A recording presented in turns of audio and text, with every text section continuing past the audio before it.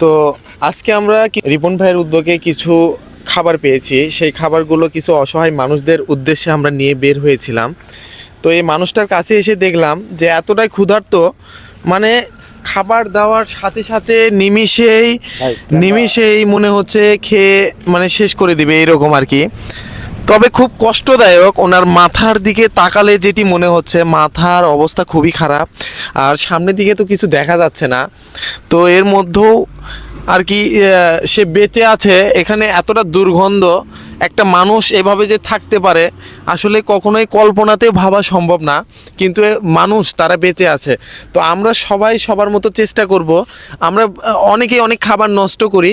তো এই সাতমাতা করতোয়া স্কুলের পাশে দিয়ে মানে আমরা যাওয়ার পথে কিছু অংশ খাবার যদি বেঁচে যায় কিংবা কোনো অনুষ্ঠানের খাবার যদি নষ্ট হয়, ভাই অনুরোধ করে নষ্ট না করে একটা ঠোঙ্গায় হোক পলিথিনে হোক যেভাবে পারেন এই অসহায় এই পাগল মানসিক মানুষটাকে আপনারা দিতে পারেন।